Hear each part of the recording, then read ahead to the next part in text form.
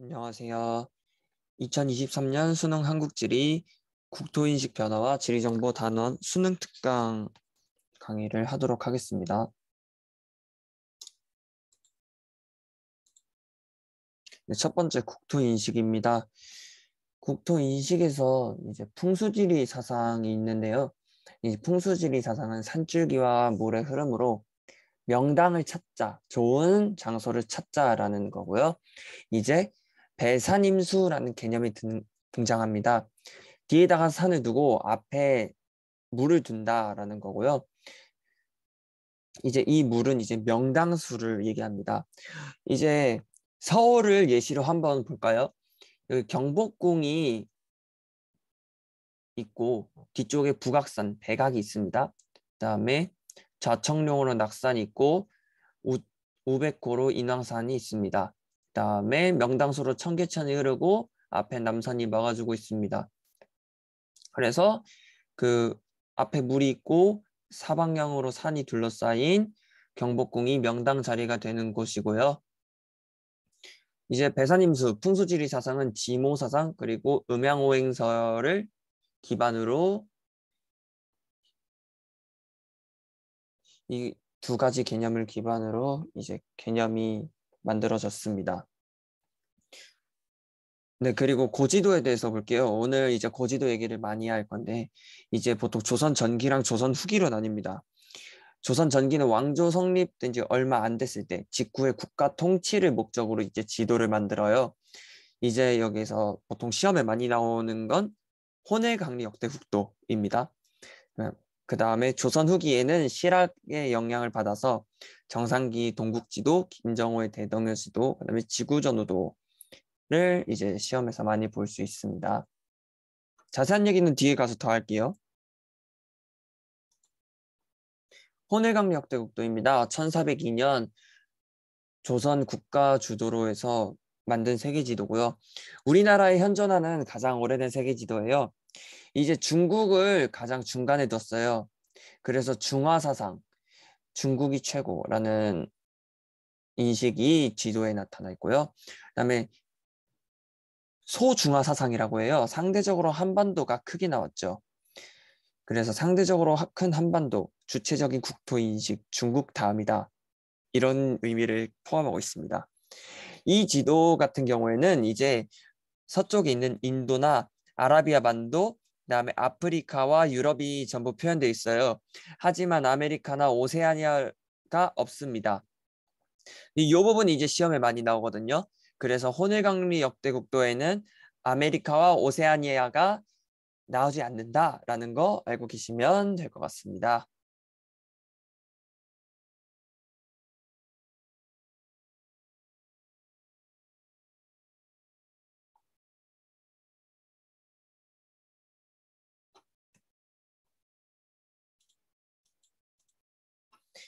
네, 천화도입니다. 천화도 같은 경우에는 이제 조선 중기 민간에서 제작했는데요.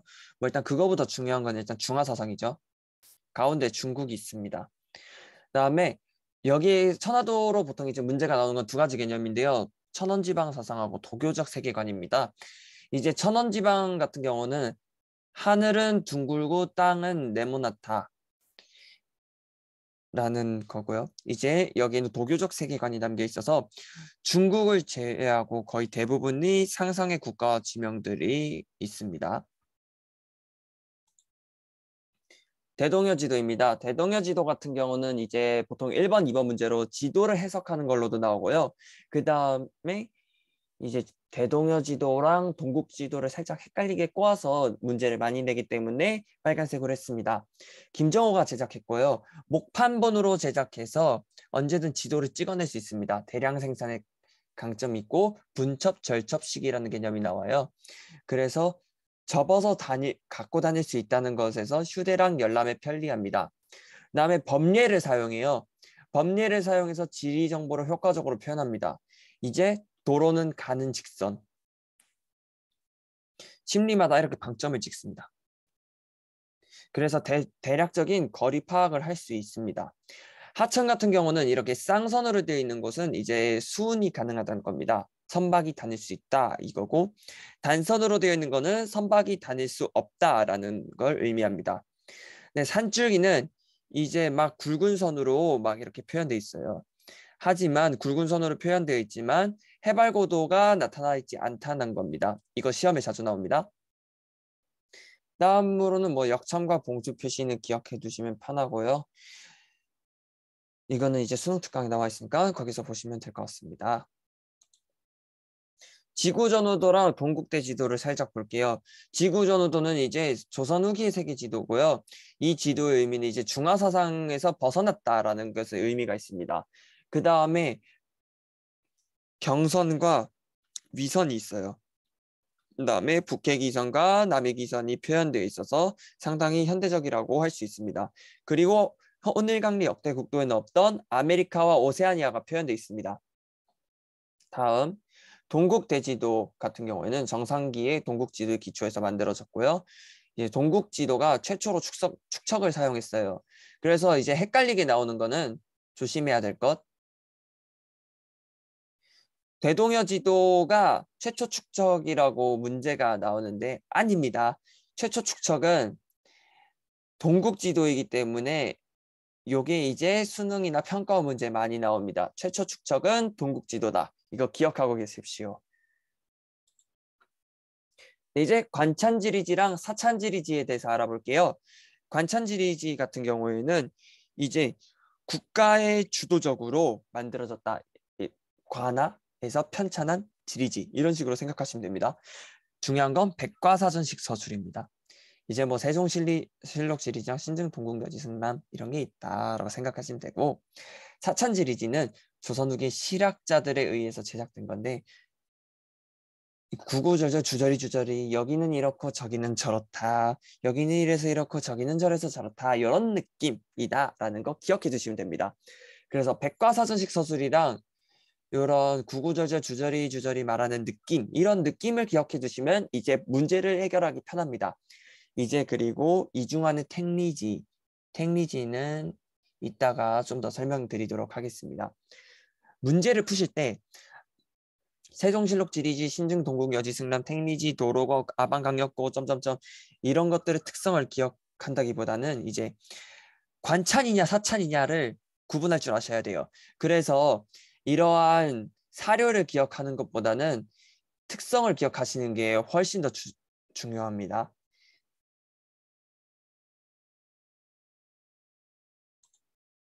이제 이중환의 택리지에 대해서 좀 더 볼게요.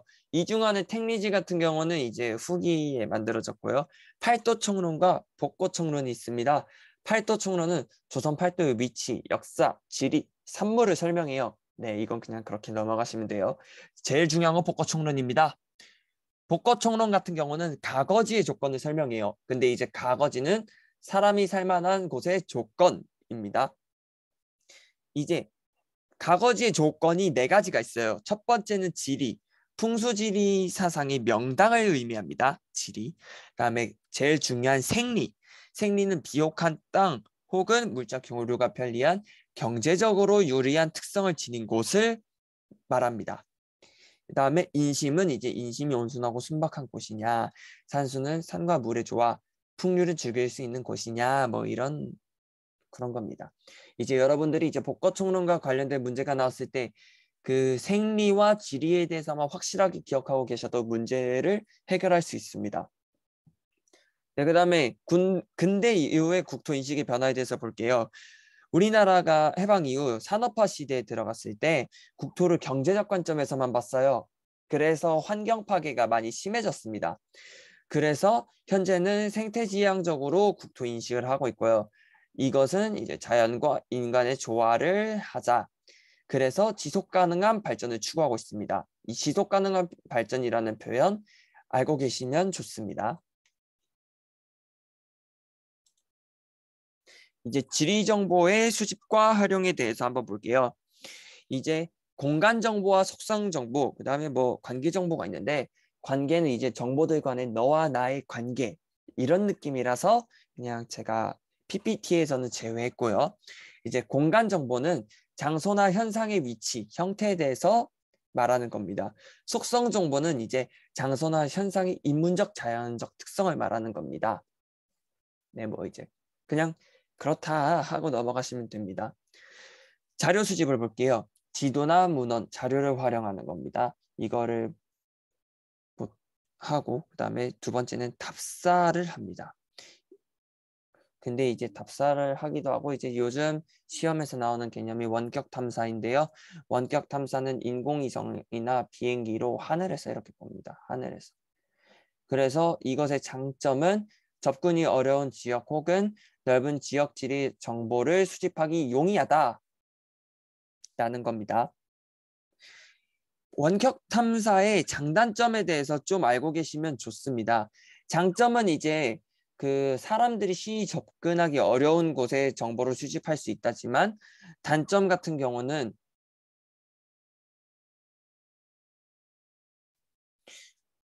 이제 이것의 반대가 되겠죠. 원격 탐사의 단점. 이제 사람들의 뭐 생활 방식이나 양식 같은 거의 변화 같은 경우는 직접 답사를 하거나 정보 수집을 하지 않는 이상은 그 하늘에서 바라본 걸로는 알 수가 없는 부분이죠. 이래서 장단점에 대해서 알고 계시면 좋습니다. 지리 정보의 표현에 대해서 보겠습니다. 이제 지리 정보의 표현 같은 경우에는 이제 세계 지리에도 나오지만 5가지의 지도 형식이 있어요. 전묘도, 도형 표현도, 유선도, 등치선도, 단계 구분도가 있습니다. 전묘도를 볼게요. 이제 뭐 특정 사물 통계값의 분포다라고 하는데 이제 쉽게 말씀드리면 전국의 대형마트가 얼마나 분포되어 있는가? 점점점점점점점점점점점점점점 되어 있습니다. 보통 이제 이런 대형마트나 백화점 같은 경우 이제 지도에는 백화점이라 나와 있는데요. 백화점 확실히 수도권과 광역시에 많이 몰려 있습니다. 도형 표현도는 이제 지역별 인구 규모를 표현되어 있는데 이제 부산이 인구가 대략 약 300만 명 정도 되니까 한 이 정도로 치면 이제 서울, 경기, 막 인천 뭐 이런 식으로 되어 있겠죠. 이런 식으로 규모를 표현하는데 좋고요. 유선도는 이제 설 연휴, 추석 연휴에 명절에 이제 인구가 어디로 얼마나 이동하냐 이런 것들을 표현할 때 화살표를 표현하기 좋습니다. 화살표로 표현하기 용이한 것들. 그다음에 등치선도는 이제 기후, 날씨 이런 것들을 이제 선을 이어가지고 대략 어느 정도 된다. 이러면서 남쪽 지방부터 얼마나 따뜻해지냐를 보면서 이제 벚꽃 개화 시기 같은 것도 이제 등치선도를 이용합니다. 이제 단계 구분도 같은 경우는 인구의 순 이동률을 확인할 수 있어요. 하지만 단계 구분도 같은 경우는 순 이동률뿐만 아니라 여러 가지에서 많이 적용되기 때문에 이건 문제를 풀면서 직접 느껴보셔야 합니다. 이제 뭐 고령화, 어느 지역이 고령화가 심각하냐 이런 것도 이제 단계 구분도를 통해서 좀 확인할 수가 있습니다. GIS입니다. Geographic Information System이고요. 여러분들 GPS랑 헷갈리시면 안 됩니다. GPS는 위치 기반이고요. 이거는 지리 정보 시스템입니다. 이것의 특징은 중첩 분석이에요. 사람의 위치를 찾는 거 아닙니다. GPS 아닙니다. 헷갈리시면 안 돼요. 그래서 여러분들이 원하는 정보 1번, 2번, 3번, 4번, 5번을 한 번에 중첩해서 원하는 정보, 가장 좋은 곳, 차선을 이런 식으로 정보 데이터를 뽑는 겁니다. 지리 정보를 수치화 데이터화해서 원하는 정보를 뽑아 중첩하는 것이고요. 중첩 분석이라는 것만 고등학교 한국지리 수준에서 기억하고 계시면 됩니다. 문제풀이로 넘어가겠습니다. 이제 1번. 자, 김정호의 대동의 지도가 나와 있고 오른쪽에는 뭐 이제 사찬지리지의 느낌이네요. 가는 조선 후기에 제작되었다. 네, 잘 모르겠어요. 그다음에 가에서 A는 하천을 표현한 것이다. 아닙니다. 도로입니다. 가를 통해 B의 정확한 해발 고도를 알 수 있다. 아닙니다. 해발 고도는 대동여 지도를 통해 알 수 없습니다. 가와 나는 모두 국가 통치의 목적으로 제작되었다. 아닙니다. 이 특징은 이제 사찬이죠. 사찬의 특징은 이제 사찬 같은 경우는 관찬이 아니기 때문에 그 국가 통치의 목적이라고 볼 수 없습니다. 기억은 이중환이 제시한 가거지 조건 중 인심에 해당된다. 인심은 이제 사람들의 인심이 얼마나 좋냐를 따지기 때문에 아닙니다. 그래서 답은 1번입니다. 그리고 실제로 대동여 지도는 조선 후기, 중후기에 이제 제작되었습니다. 2번. 다음 지리정보 수집 방법을 주제로 한 수업 장면입니다. 한번 보겠습니다. 가는 이제 원격 탐사예요. 나는 이제 답사. 그래서 갑을 한번 보겠습니다. 가를 활용하여 취업률을 파악할 수 있다. 이러한 정보는 이제 인공위성으로 본다고 해서 알 수 있는 것이 아니죠.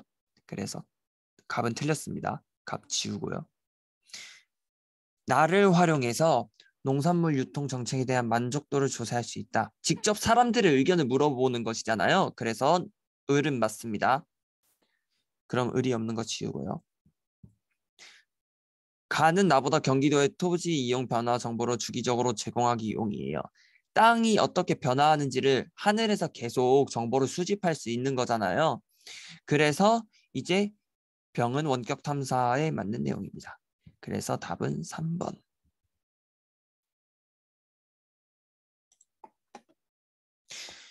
네, 다음으로 넘어가겠습니다. 수능 기본 문제 2번입니다. 한번 볼게요. 기억을 통해 시설물의 입지 선정에 도움을 얻을 수 있다. 기억은 지리정보 시스템 GIS네요.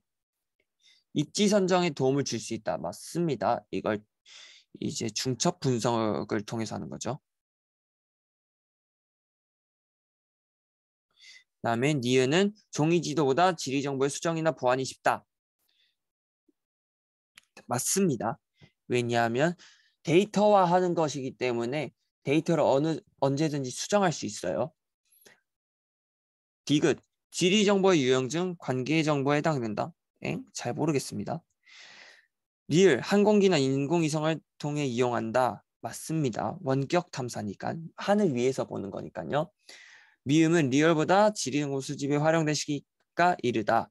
맞습니다. 왜냐하면 답사는 이제 그 전통적인 방식이라 할 수 있고요. 옛날 조선시대에도 답사를 통해서 지리정보를 수집할 수는 있잖아요.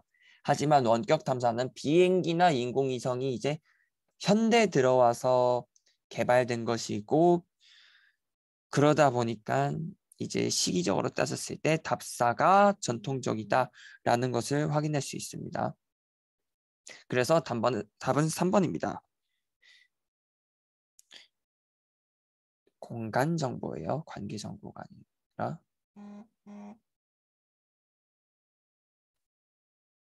다음으로 넘어가겠습니다. 3번. 가는 천화도. 나는 지구 전후도입니다. 가는 국가 주도로 제작되었다. 모르겠어요. 그다음에 가는 관념적 세계관이 표현되어 있다. 도교적이죠. 디귿. 나는 중화 사상을 극복한 지도 아닙니다. 중화 사상 가운데 중국이 있어요. 죄송합니다.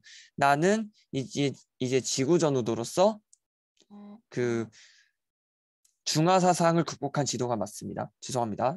나는 지구 전후도. 네, 맞습니다. 네, 그래서 답은 3번. 이제 시기 같은 경우는 천화도가 이제 조선 중기고 지구 전후도가 조선 후기입니다. 국가 주도가 아니라 이제 그 개인 민간이고요.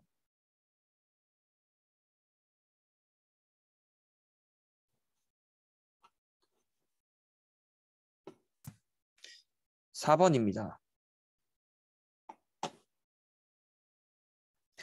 통계 시각화 콘텐츠. 네, 한번 보겠습니다. 그냥 지역 간 인구 이동은 아까 제가 말씀드렸지만 유선도로 표현하는 게 좋습니다. 그래서 일단 기억이고요. 시도별 아파트 거주 비율.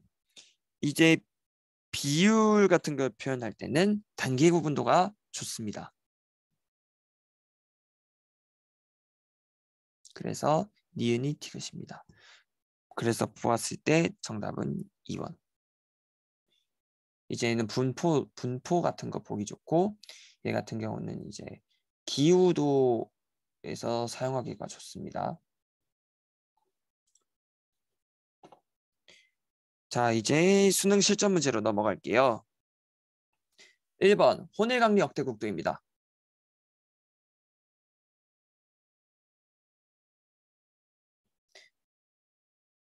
네, 일단 위에 보기는 그렇고 아래부터 보겠습니다. 세계는 유럽뿐만 아니라 아프리카, 아메리카 아닙니다. 호내강리 역대국도는 아메리칸 없습니다. 그래서 기억 아니고 니은 이를 극복하기 위해 지도표를 활용하여 많은 지리 정보를 담았다. 아닙니다. 지도표 같은 경우에는 호내강리 역대국도에서 확인할 수 있는 정보가 아닙니다. 그래서 답은 티귿 리을. 주체적 국토인식 소중화 사상이라고 말씀드렸습니다. 그 다음에 이 지도 같은 경우는 1402년 조선 초기입니다. 그렇기 때문에 고위관리가 지도계 잘작에 참여했다. 국가 주도다가 맞는 겁니다. 2번입니다. 대동여 지도예요. 분첩 절차식 나왔고요. 한번 보도록 하겠습니다. 갑, 산줄기 길이와 형태를 통해 해발고도를 알 수 있다. 아닙니다. 대동여 지도는 해발고도를 알 수 없습니다. A에서 D까지 최단 거리를 이동할 때 A가 여기고 D가 여기입니다. 최단 거리를 이동할 때 하천을 한 번만 건너고 하나, 둘 아닙니다. 일단 여기서 틀렸어요. 2번입니다. 고개는 2번 넘어야 한다. 하나,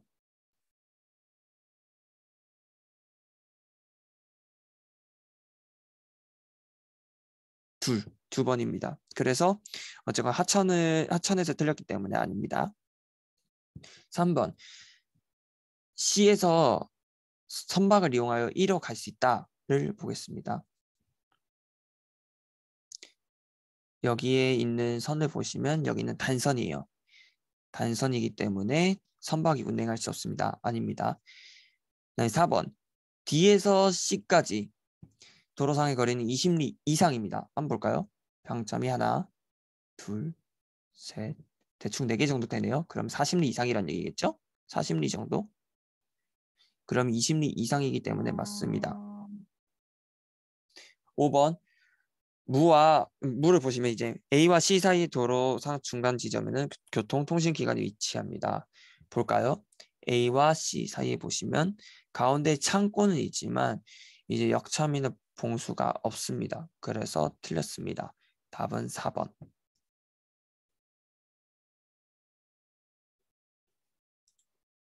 3번 조선시대에 편찬된 지리지 일부입니다. 한번 볼까요?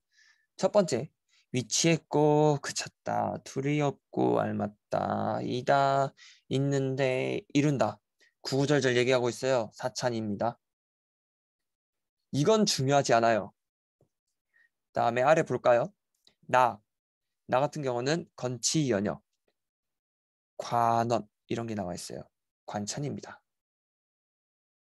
볼게요. 가는 실학의 영향을 받아서 제작되었다. 맞습니다. 사찬질이지. 왜냐하면 가가 사찬이니까 자연스레 이게 택리지예요.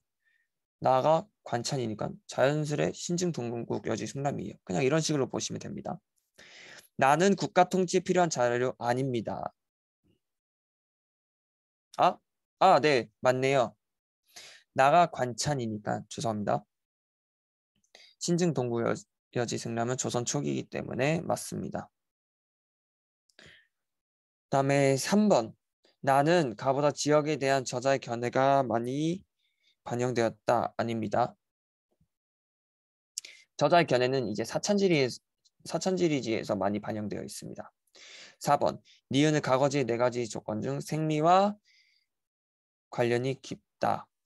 토지가 매우 비옥하다. 땅이 좋습니다. 그렇기 때문에 이건 맞는 말입니다. 5번 기역과 디귿은 모두 충청도란 지명이 유래가 된 지역이다. 사실 여기까지 알 거는 없다고 생각합니다. 하지만 충청도는 이제 충주와 청주입니다. 충주와 청주. 그 다음에 기역은 청주가 나와 있죠. 이제 디귿이 얘가 이제 충주를 말하는 거냐를 봐야 되는데 이제 역사를 이제 좀 제가 공부를 했다 보니까 여기 뒤에 보시면 중원경이라는 표현이 있습니다. 중원경을 통해 이것이 충주구나를 알 수 있어요. 그러면 이제 충주와 청주를 합쳐서 충청도가 됐다라는 걸 알 수 있습니다. 그래서 5. 답은 틀린 3번입니다. 마지막 문제입니다. 4번 중첩이네요.